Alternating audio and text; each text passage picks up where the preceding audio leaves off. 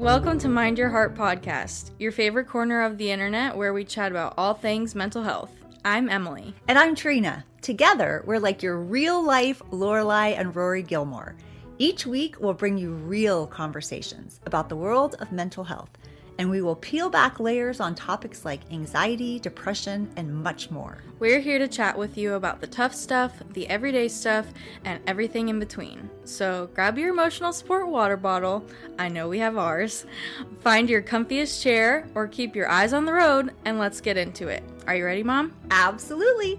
Join us as we mind our hearts and hopefully make minding yours a little easier. Welcome back to Mind Your Heart. Welcome back. I'm your host, Emily. And I'm your host, Trina. It's nice to see you. Nice Trina. To see you too, Emily.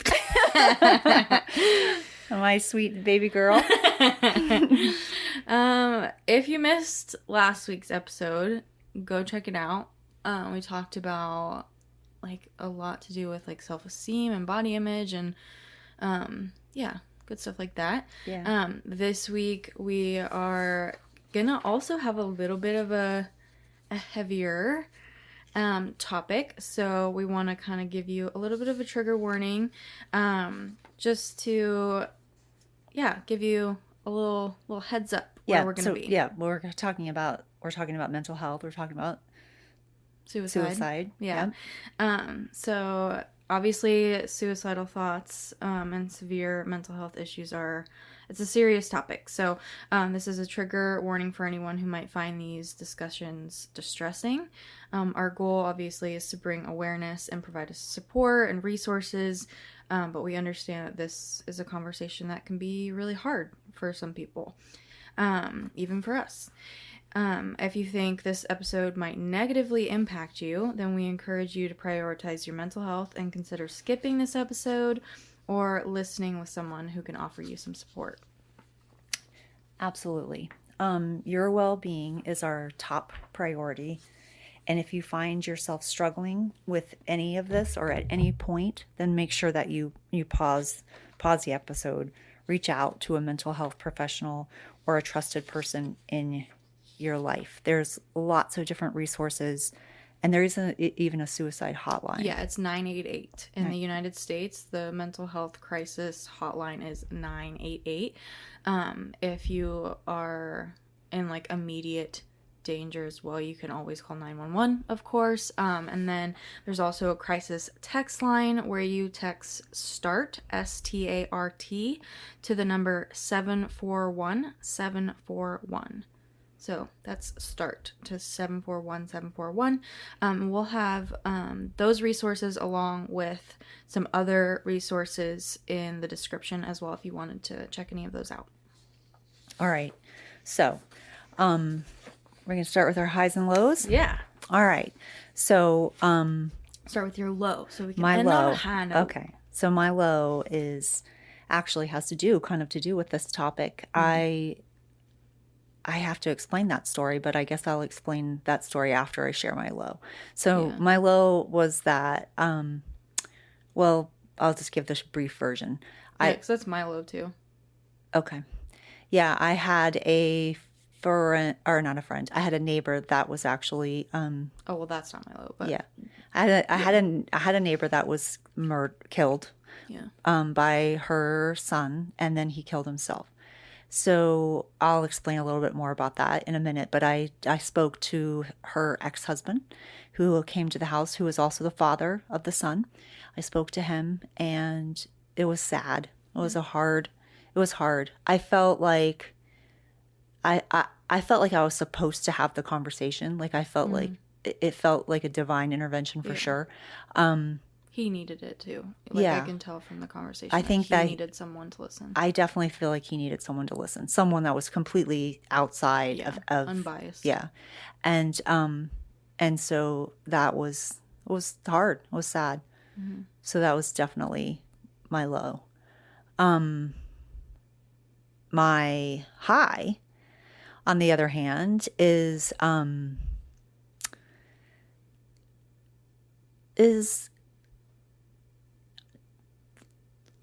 somebody recently said some things about me that were really hurtful and really hard and upsetting, and which actually would be part of my low. Yeah. But I trusted my instinct. I felt like couldn't believe. I don't have the best memory. I forget things, but I remember things with time. I remember things with time, but I don't remember every single detail of things. Mm-hmm. And when they said this, I just knew in my gut that I didn't respond that way. I couldn't have done that because it doesn't feel like it's me. Mm-hmm. And they kept telling me that I was this way, and I'm like, but I'm not this way. It was like having a nightmare. Mm-hmm. It felt like a nightmare. Yeah. Like it was so contradictory to the way that I feel about myself, and I'm like, and what I hope to put out into the world. Mm-hmm. And so I just couldn't believe it. So I was like, I felt like I had to like prove it to myself. I had to see for myself. So I like had to investigate, which sounds crazy. I had to scroll through 4 years of text messages, and I didn't actually respond in the way that I was accused of. And I responded with love and compassion. And I'm like, I was so relieved, but at the same time, I'm like, I also have to like believe in myself and know. I mean, I have lots of faults. I can be insensitive. I can ruminate on things when I'm like focused on something or hyper focused. I think that comes with ADD, being hyper focused on things, having a hard time letting things go. But you don't have to list all the things that like are your flaws. No. Yeah, you're right. Because you did trust your gut. I This is did. your high. This is my high. You're right. I did. I trusted my gut. I couldn't believe what someone was saying, no matter what kind of place they have in my life. Like I couldn't believe it about myself. Mm-hmm. And I was relieved to know that I could trust my gut. Yeah. That's my high. Yeah. My low was, I mean, it has to do with you, but not like in a, like you did something wrong. Yeah. It was because all of this was happening, like obviously you were feeling really low. Like you were down, you were upset. And I knew that. And you had texted me and you said, I think you said, like, I need to talk to you. I need to talk to you. Mm-hmm. Yeah. Which, like, first of all, is a very ominous text to text an anxious person. I'm sorry. And I texted you back, I think, like, maybe 10 minutes later. It was no more than 10 minutes later. Because I was in a coaching call with someone. And I was like, are you okay? Like, at first I was like, did I do something wrong? Like, I literally went into Slack and I was like, did I miss something? Like, maybe she said something on a business level, or like, and I was like, I don't think I did. Like, I finished this, and like my head was like going all over the place, and I was like, okay, well, I had called you and you didn't answer, and I was like, okay, well, like that's weird. Like, it was not that long ago that she said this, like, because of my ADD. Yeah.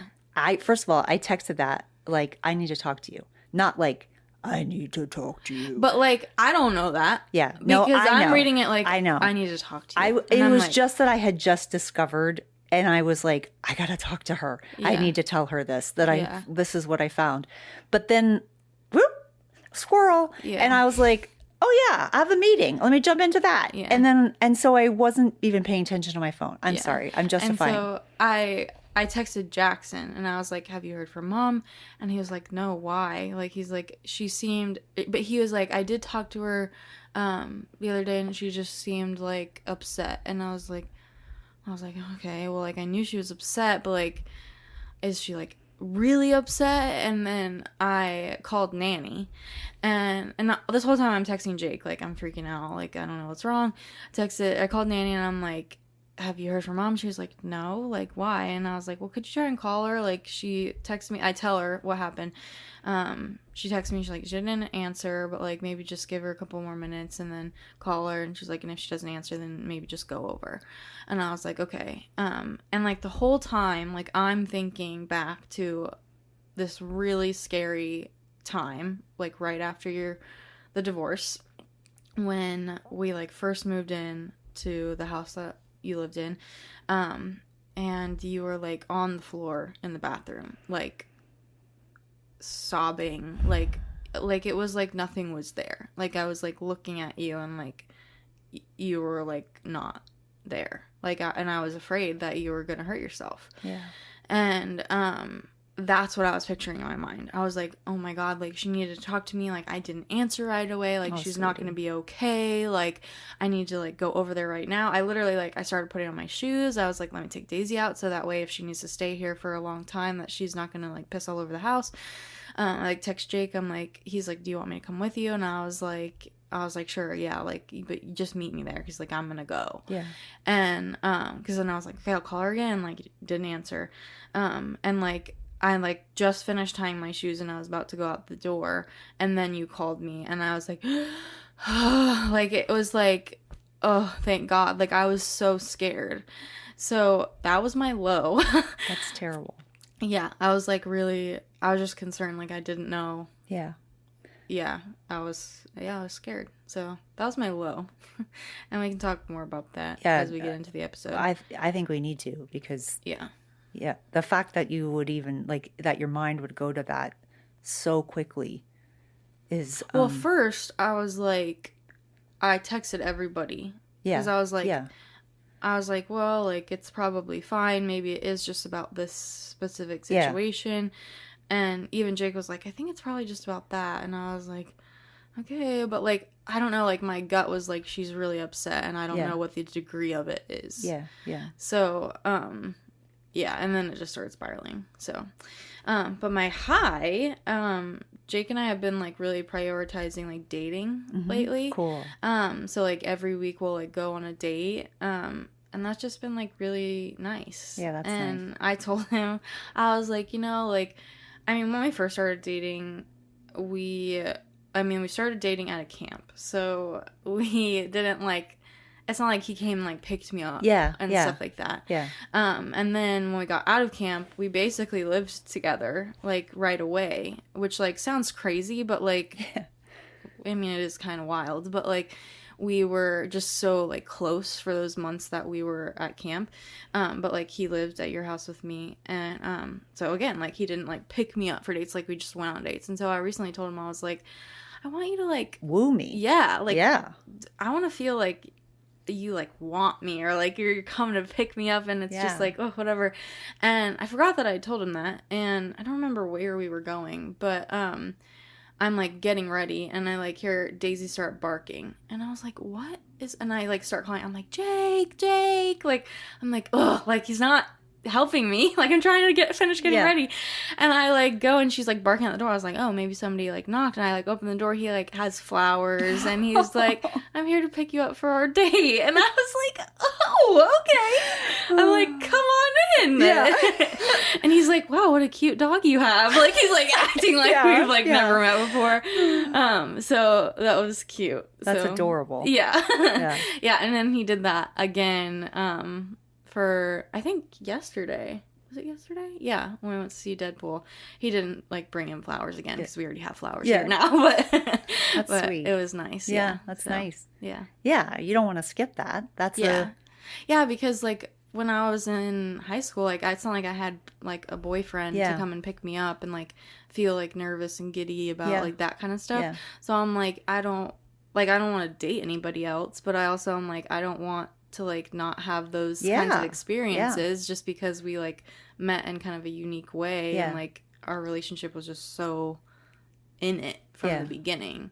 So I was like, yeah, like that's cool. It was that. Cute. Yeah. Okay.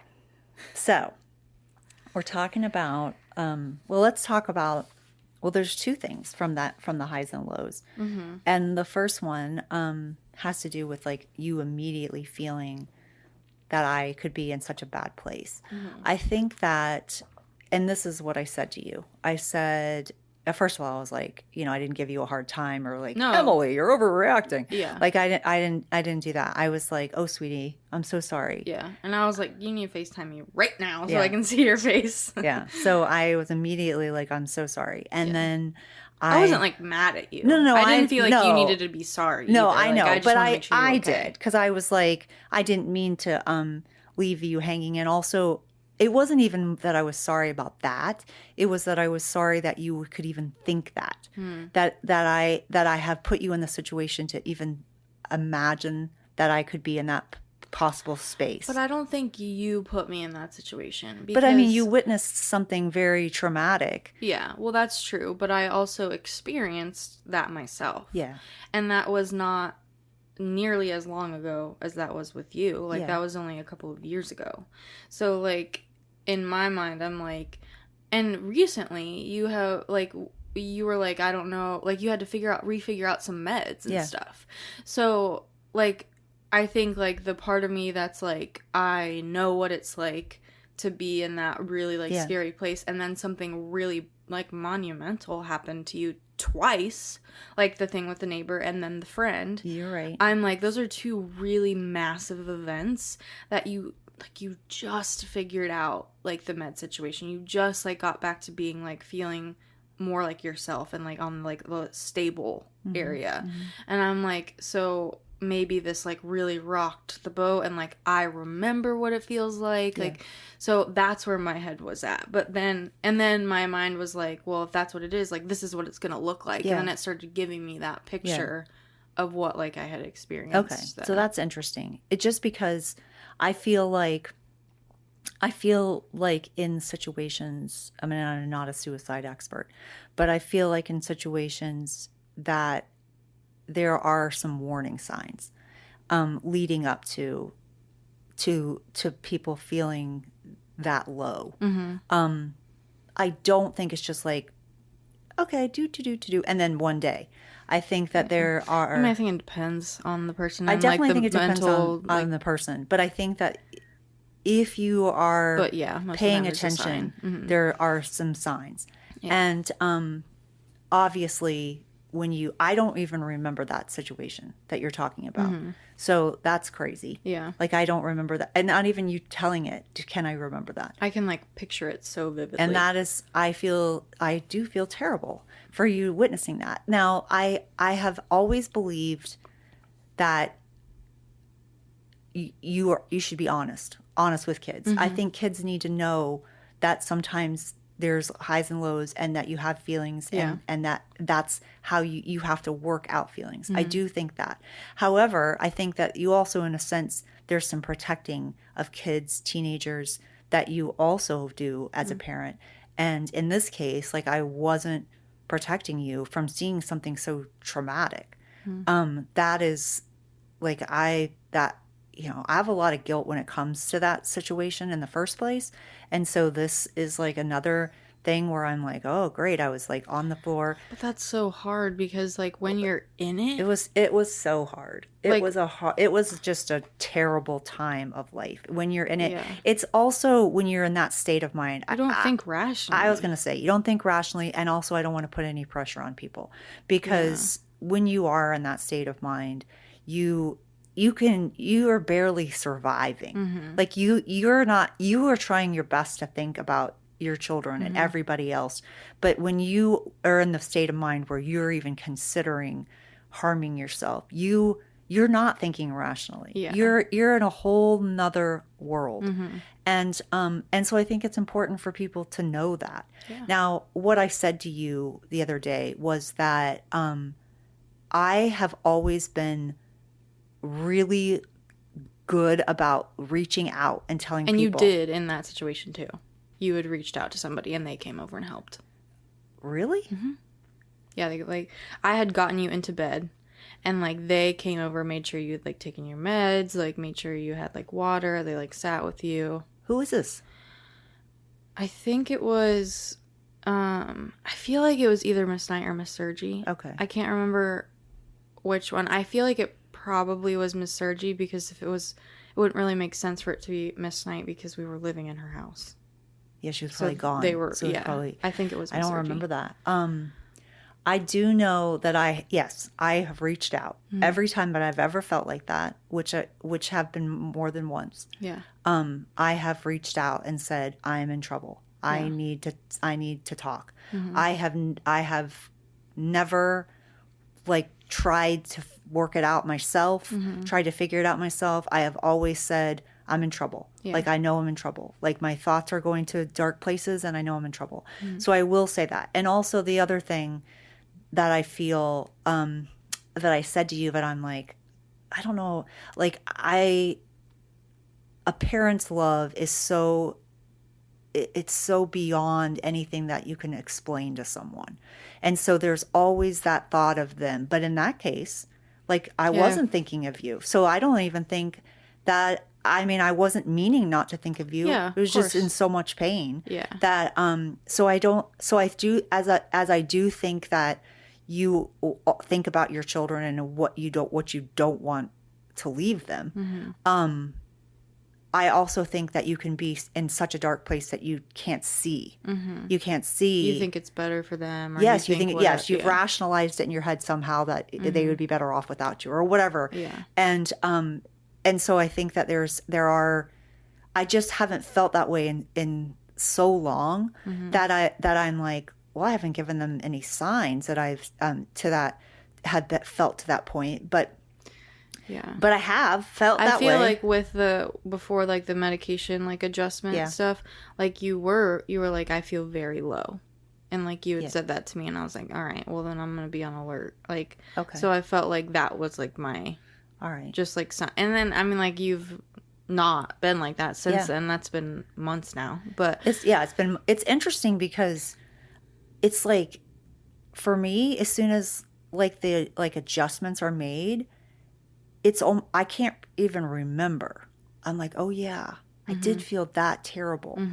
Like I was worried about you during that. Yeah, which is understandable because I was having a hard time. Yeah. And that's why I think it's so important to be like under the care of a psychiatrist or taking medication, being willing and open to like experimenting with medication is because I feel so much better.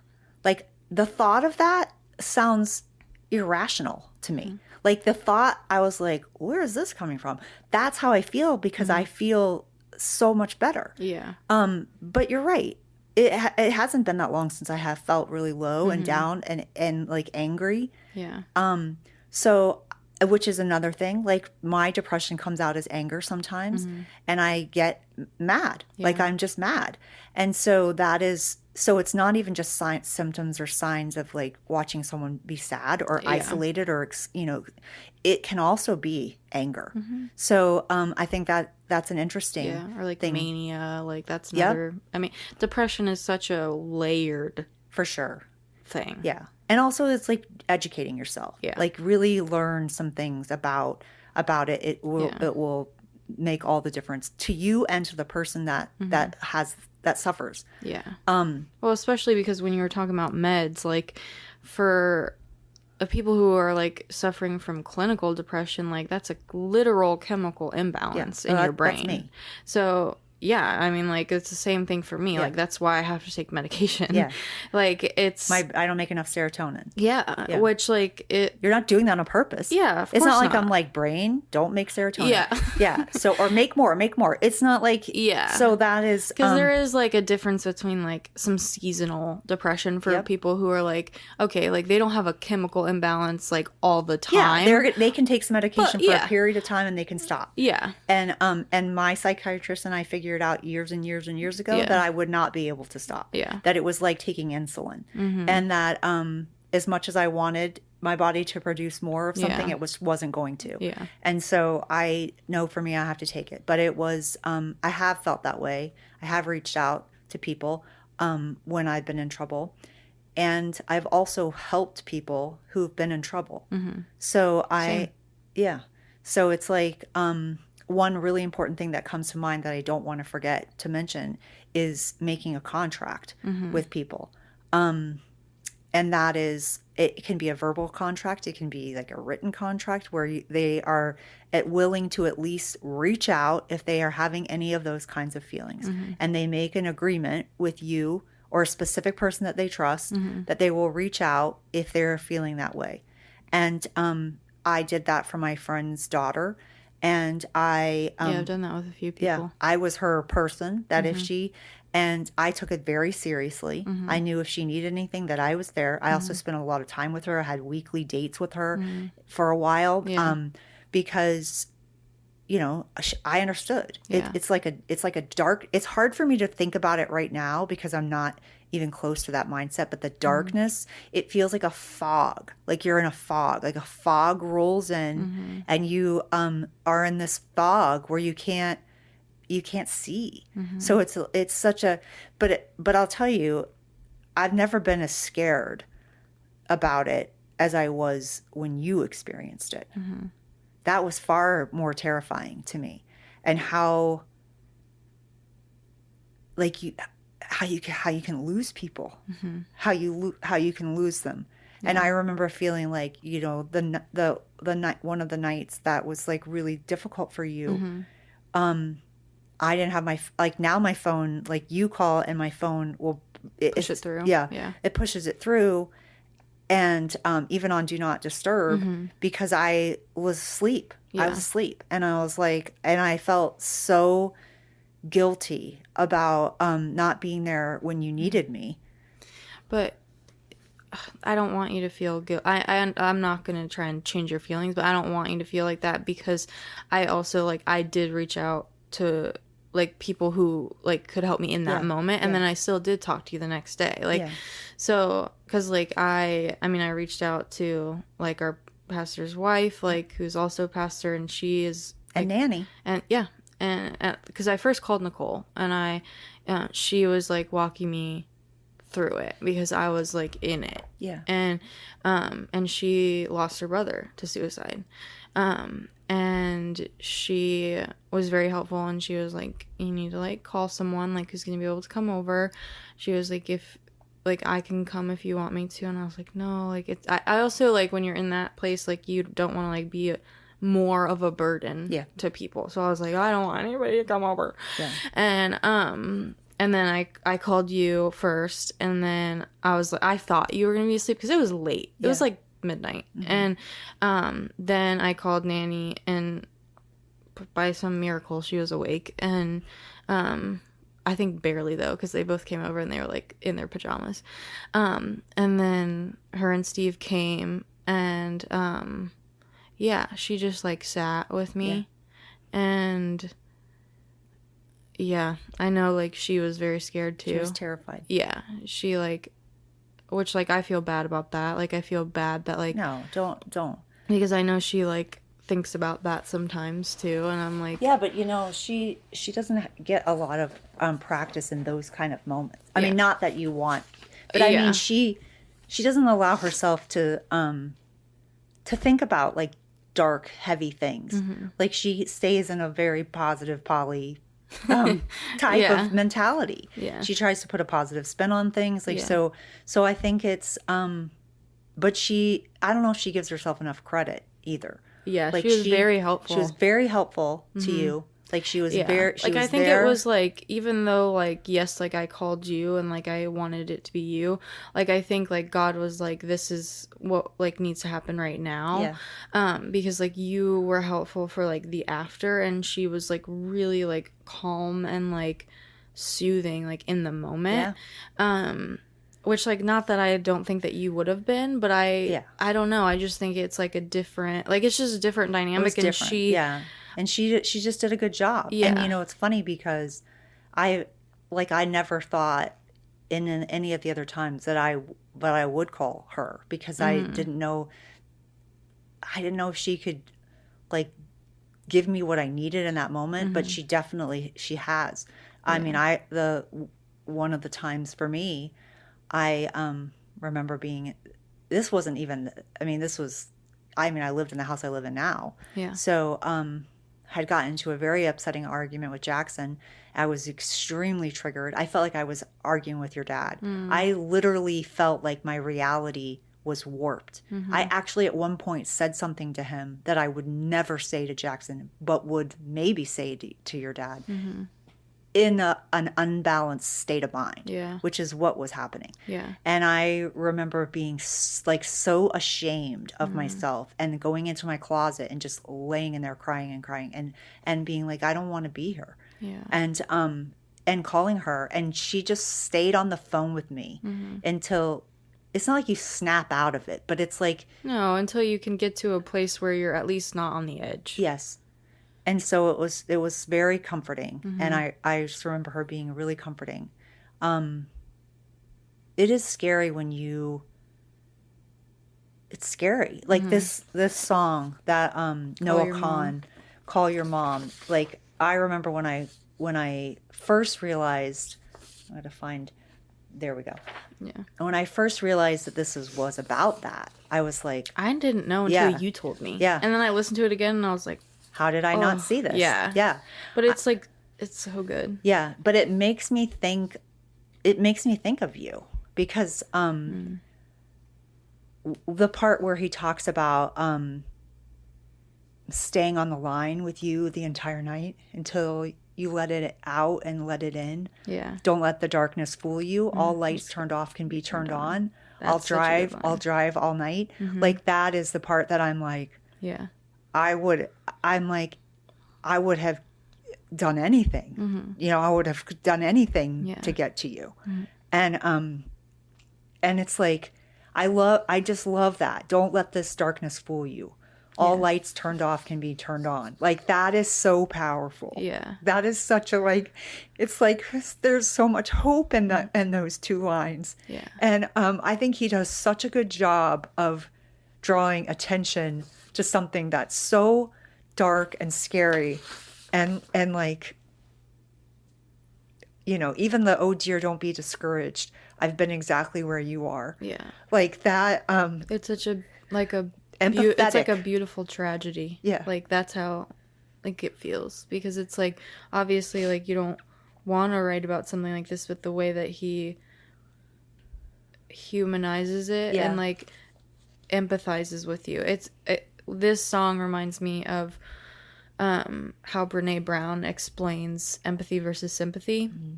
Like, she's like, sympathy is like when somebody's like in the well and you're like, you give them the rope and you're like, yeah, I'll like try and get you out, let's do this.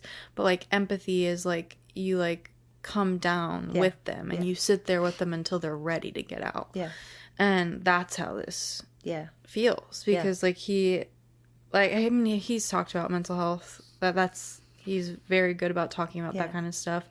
And I love that he like is like, I've been where you are. Yeah. Like, you're not crazy. Like, there's nothing wrong with you. Like, we'll get you. Yeah. We'll get you out. Like, that light that is off right now, like, it's off, and that sucks, and the darkness is scary. But like, we can turn it back on. Turn it back on. Yeah. And then where he's like, when he even like gives some suggestions, or like, where he's like, meditate, swear your soul to Jesus, throw a punch, fall in love, give yourself a reason. Don't want to drive another mile wondering if you're breathing. Like, that is, that line is like, whoo, for me. Yeah. And then, won't you stay with me? So that is, it's such a good song. It's important. Yeah. It's important. And I think, like, if there's anybody listening to this that does feel like near that, or in any way that, and you're thinking like, I don't have that person I can call, I don't have that person I can like make a contract with, like, I will be that for you. I know you would be that for anyone. Like, please, like, don't let that be the thing that like prevents you from like getting the help that you need. Like, there is somebody, whether you know them or you just listen to them on podcast, that like cares about your life and like wants you to continue living it. We have an email that you can reach out, and we can figure out how to contact you, like giving you our number or whatever it is. Like, know that like this isn't something that you have to do alone, because it feels so lonely. It's so lonely and scary, and I just remember it like hurting so bad, and like just not really knowing like anything else would help. But like, there is like there, and one thing I used to say is, or I used to hate when people would say to me, like, oh, like, it'll get better, like, it'll be okay. Like, that was so irritating to me, felt because I'm like, you condescending. don't understand. Yeah. Like, and I'm not saying that, like, all your problems are going to be solved and everything's going to feel great and wonderful. But, like, if you can just take one small step at a time and, like, ask somebody to take it with you, like, it will get to a point where it doesn't feel like this anymore. Yeah. So please reach out to someone, whether it's a family member or a friend or us. Or professional. Yeah, or a professional. The which is hotline is, but I actually had to use that recently. Yeah. Not for myself, but I'll tell that part. Yeah.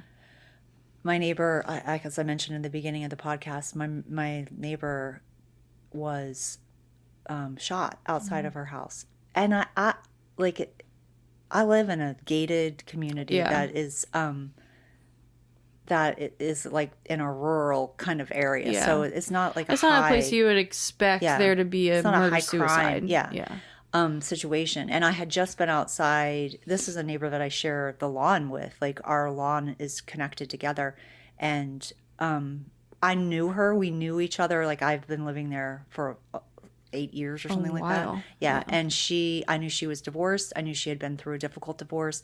I knew that she had kids. She lived there with her son. I got the sons confused often, but like, I lived there with my son. I mean, this was after you were gone. Yeah. And she and I spoke a few times. We weren't friends, but we weren't, I mean, she was a great neighbor. And I had just seen her in the last couple of months, and she had been, I thought, sick and home, and she was like really sweet to my dog, and then her mom met the dog, and like, so it hadn't been that long since I've spoken to her. Yeah. And then Kobe and I had just been outside when I was talking to my brother on the phone. We came inside, and we were I thought I heard a loud crash, and then and Kobe was just freaking out. Kobe was freaking out, and I was like, "What are you doing? I'm talking to Dex. Please be quiet." Yeah. And I had my AirPods, so I had noise canceling. And then I thought I heard a firecracker, and I'm like, was that a firecracker or was that a gun? And it was more than once. So I was like, what's happening? Well, I still continue to try to get Kobe to be quiet, and I'm still talking on the phone. And then he went ballistic. And there was a police officer walking by my window with crime scene tape. And I was like, what is happening? And so I opened the door, and I saw my neighbor on the ground, her legs on the ground. Like, I was like, is she laying in the driveway? And like, my brain was not connecting the dots. I was because like, you don't expect that. no. And I thought she was just laying out in the driveway in the sun, because she has done that before. Yeah. So I was like, there she's in the driveway. Yeah. But then I was like, but there's all these police cars and the crime scene tape, and I'm like, what? Like, something is not connecting. And then I got a text from my neighbor that lives a couple houses down, and she's like, don't go outside. There's 2 dead bodies. And I was like, oh my gosh. And so I'm like, don't know what to do. I don't know what to do. I'm like, and she's like, I think it's the boyfriend. And for some reason, I just knew it wasn't.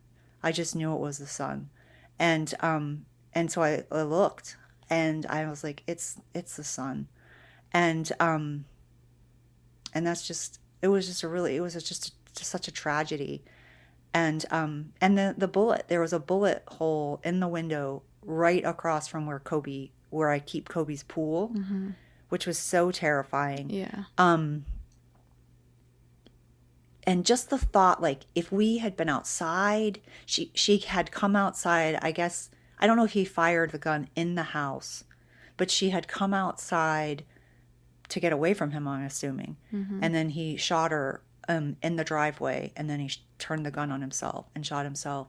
So he was in the driveway. She was kind of towards the sidewalk. He was in the driveway, and it was just like, and then like the guilt, I felt like guilt the next day. First of all, I was in shock.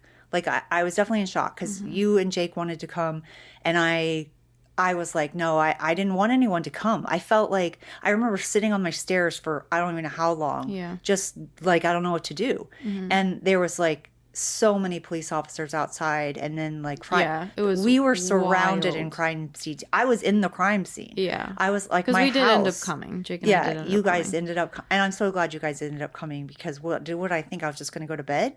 Yeah. Well, I mean, and also, like, we were going to come whether you said Yeah. yes or not, Yeah. no, anyways. But Jackson, like, I'm pretty sure, I don't remember if he texted me or if he called me, and he was like, you have to go, like, you have to go, like, I can't, like, get there, like, how you can, whatever. And I was like, we're, like, I'm already in the car, like, it's okay.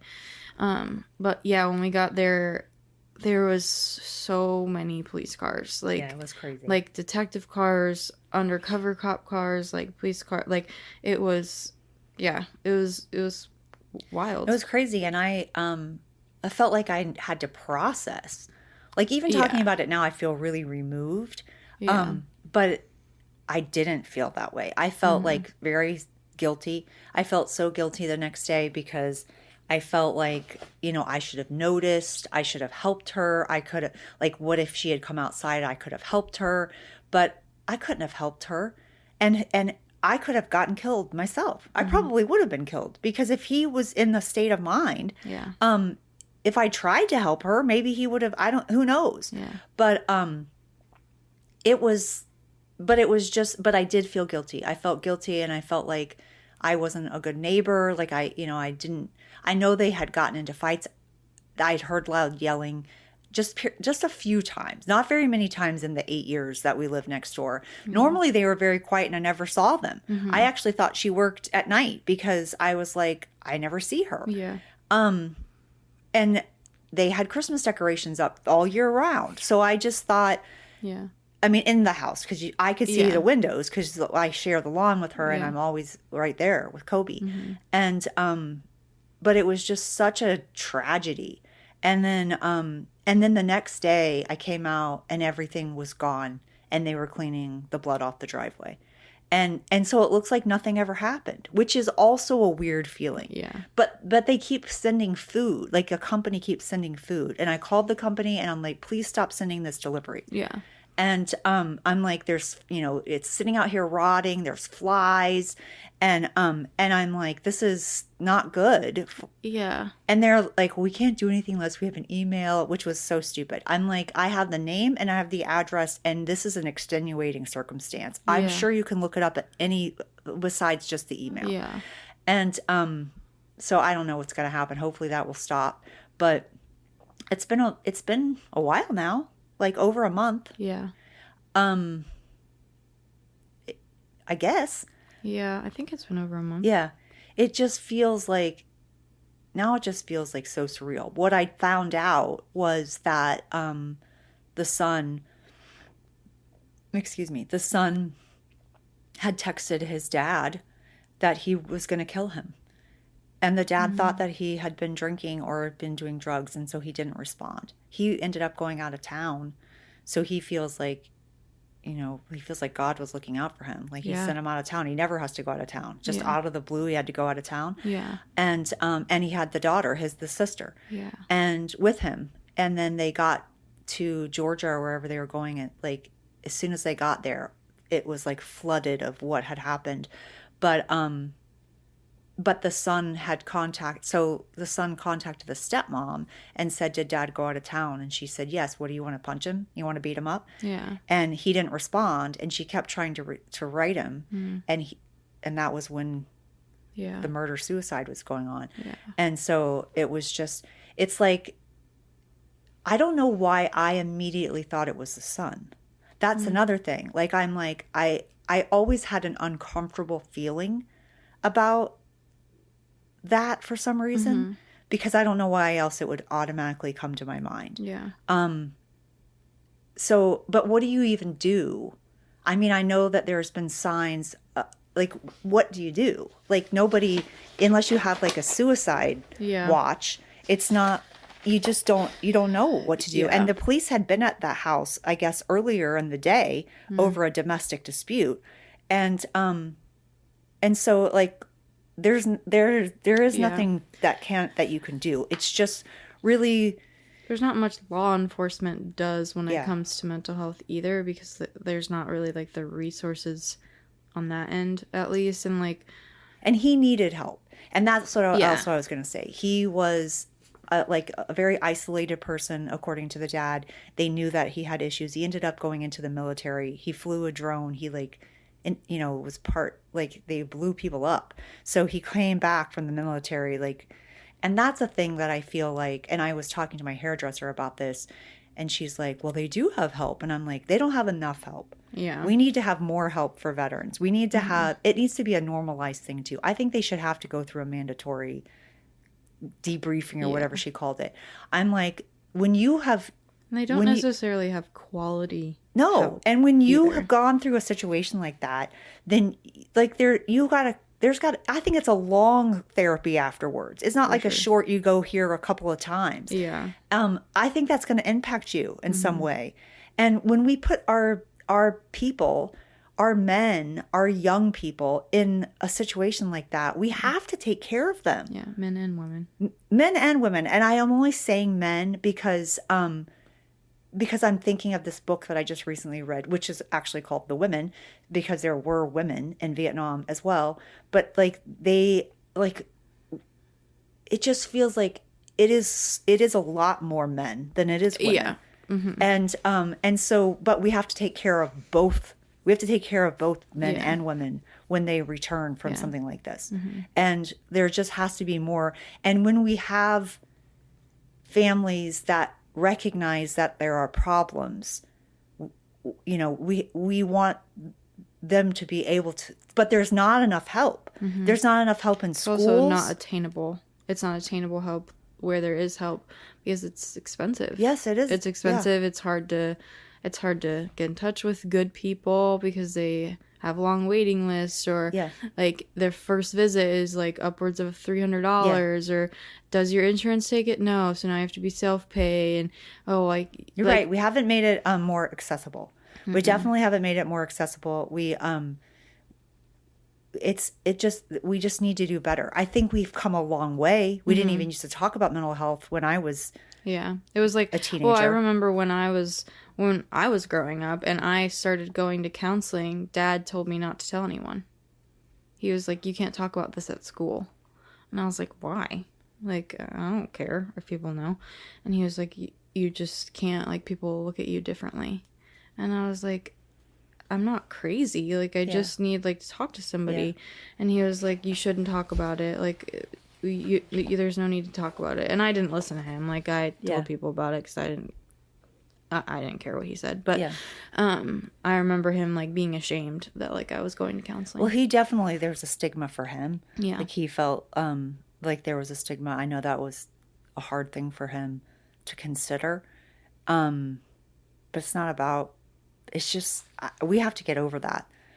I think it takes so much more strength to say that you need help and to work through that, because counseling is not easy. No. That takes a lot of strength and courage, because you're you're like dealing with things that have hurt you. Like you're looking and examining things that can be upsetting. It's just so much courage. So I just think we have to do a better job.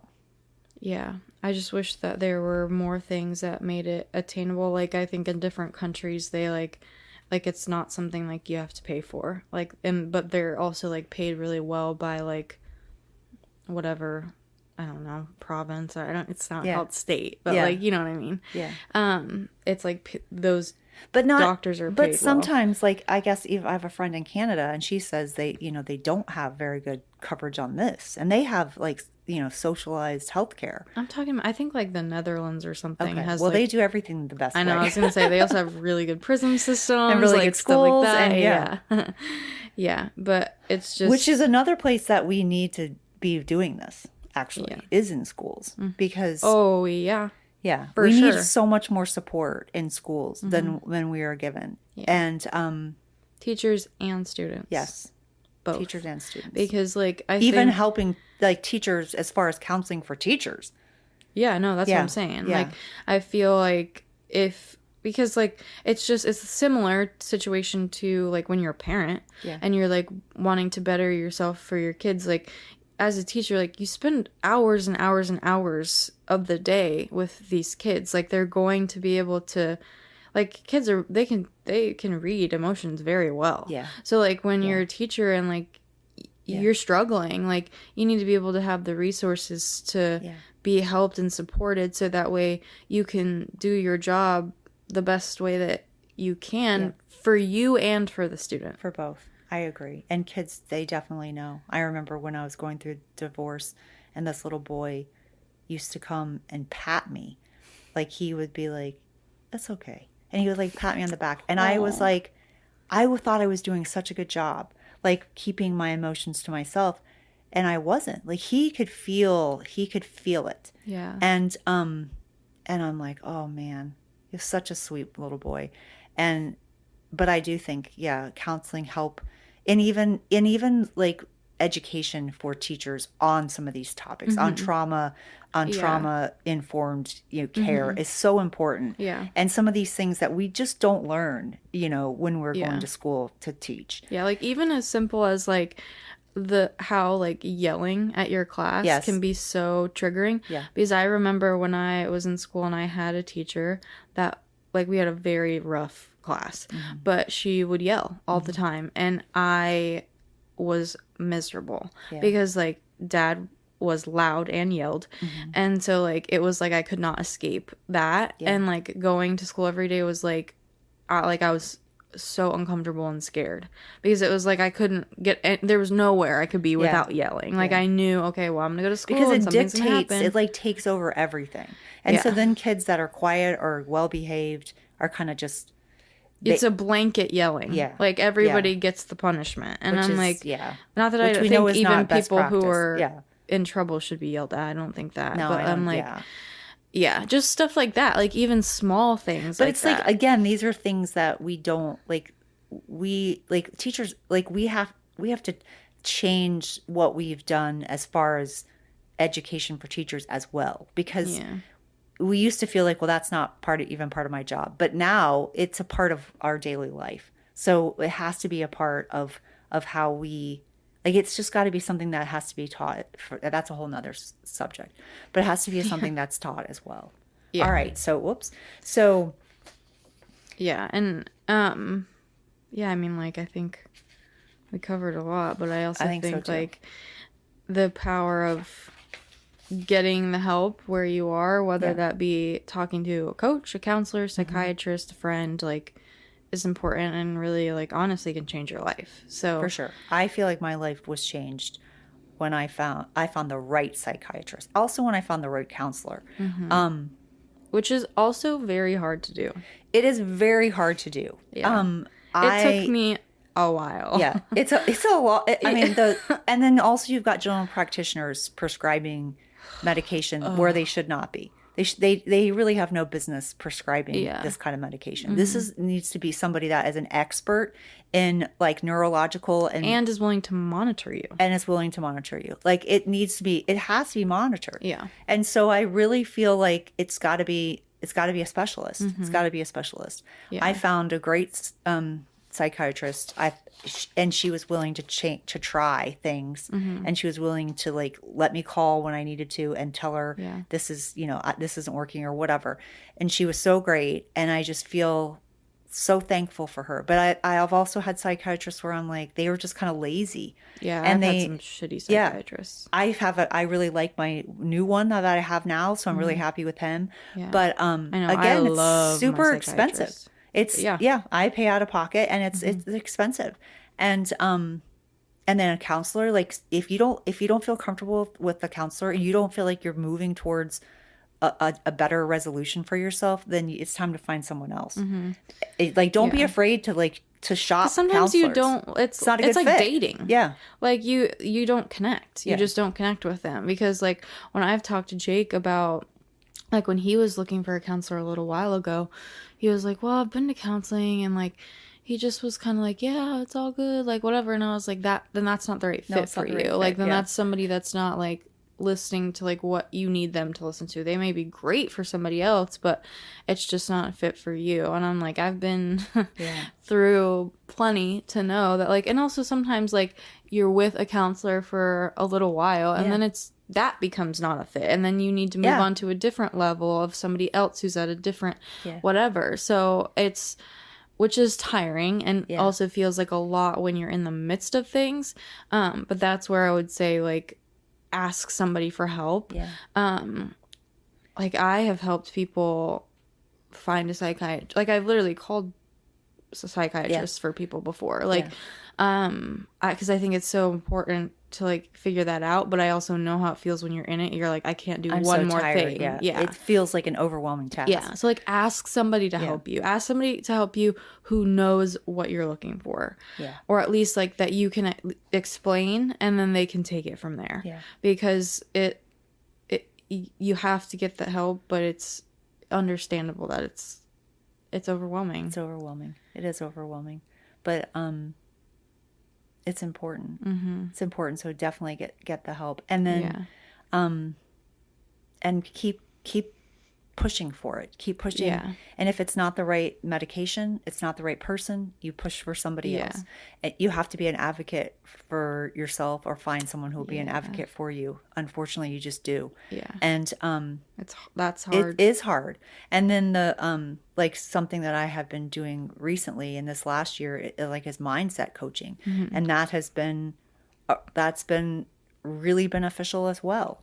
Which is different than counseling. For sure. And it kind of has a different purpose, but it's definitely an area that I feel like I needed help with. Like, I know I have all these tools and strategies from my counselor, but I also, like, it's like changing that self-talk and like loving yourself and appreciating. Those are really important. So it's like a combination of all this stuff, but and with all of those things, like, you don't have to do it all at once. Like, you just do one thing at a time. And like what I was saying to like one of my friends when she was in this place, she was like, well, I need to get a psychiatrist, I need to take these meds, I need to do that. And I'm like, what you need to do first is a Google search. That's all you have to do. Just Google psychiatrists in your area. And then I'm like, and then send it to me, and then we can go from there. That's it. Like, it's kind of like that episode of Friends where, like, Chandler and Monica get married, and Chandler's, like, freaking out, and Ross is like, okay, well, we're just going to take it one step at a time. We're just going to go take a shower. You know how to shower, right? And he was like, yeah. And then he's like, okay, like, what's the next step? And he's like, you walk down the aisle and get married. And he was like, but he's like, no, like, you've done all these other steps to get here. So, like, now we're at a bigger step, but, like, you've built yourself up now to be able to see, like, okay, I've proven to myself I can take these other little steps. Like, I can just take one step at a time and get to the point where I can do it. And also in that episode specifically, he was supported. Like, he was around all the people that loved him. Like, people were there. Like, and that's the same. It's the same in this situation. Like, even when you think there's someone, like, there's no one that is there that loves you, like, there is someone. There is. And if you feel like you don't have that, like, I love you, I care about you, I want you to stay, I want you to take one more step, so, like, count me as the one that loves you. So it doesn't have to be so overwhelming. And, like, eventually you'll get to the point where, like, I have a psychiatrist, a counselor, and a mindset coach, and I got all this stuff down. Like, it'll be so good. So, but you don't have to think about it it's all one like step, that. It's one step at a time. And it's worth it.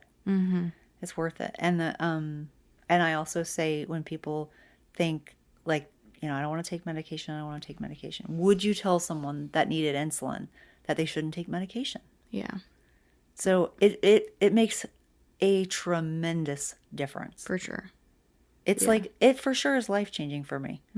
Yeah, well, for me too. I mean, I've taken freaking every medication under the sun, and even done TMS therapy. So like, but then, like, I finally found somebody that was able to help me figure it out. But I feel like whenever people are like, I don't want to take medication, I just am like, what is the reason? Like, I'm just curious, like, why? Like, is it because you're afraid of what people are gonna think of you? Yeah. Like, are you afraid of, like, We still side have we effects? still Like, have like stigmas though that we yeah, have to work through. And also we for have sure. some limiting thing, like because I have a depression diagnosis, I can't get life insurance. So that those That's kinds of dumb. things we have to push back on that. We Yeah, need some reform. Like you yeah, can't get life insurance. I'm under the care of a psychiatrist. I'm not in danger to myself. yeah, I need to be able to have life insurance. Like that yeah, is so I think we've got those kind of things and like you can't go into the military. There's like things you can't do if you have a certain diagnosis or yeah, you have ADD. You can't go in the military. Like things like that. yeah, So I think that there's some reform that needs to take place for as sure. well. And also, I think if you're feeling alone, there are so many people that deal with this openly Mm-hmm. that it's finding those people, listening Yeah, to what they say, because you will feel so much less alone. You're like, yeah, oh, I totally understand how that feels. yeah, mm-hmm. So I think that's important too. Yeah, for sure. And there's places to do that. I mean, for example, here, I mean, like, I'm sure if there's a couple people that commented in the comments, like, there's gonna be somebody that's like, oh yeah, I feel that way, or like, I am, I don't even have to check. I am sure that there's a Facebook group for Yeah, it. yeah, Like, there's Facebook group for freaking everything. So there's that, or a Reddit thread. Like, there's so many things now. Like, social media can be like poison in some ways, but it can also be so good at, like, the purpose of yeah, social media is to connect people, so use it for that. yeah. Like, there are things that can connect you to people who feel the way you do. So yeah, yeah, All right. thanks for being here. We hope you continue Yeah. to be here, and if you need support, let us know. In the description, we will have a link to a little free coaching opportunity. So if you have questions or need coaching on something, you can fill out that form, and we will reach out to you, and go over it on the podcast. And then we'll also have all of the mental health resources that we talked about listed in the description, along with some other ones for maybe some more specific purposes, and just links and stuff like that. So if you want to check those out, then they're there for you. But we'll be back next Monday. Hope you have a great day.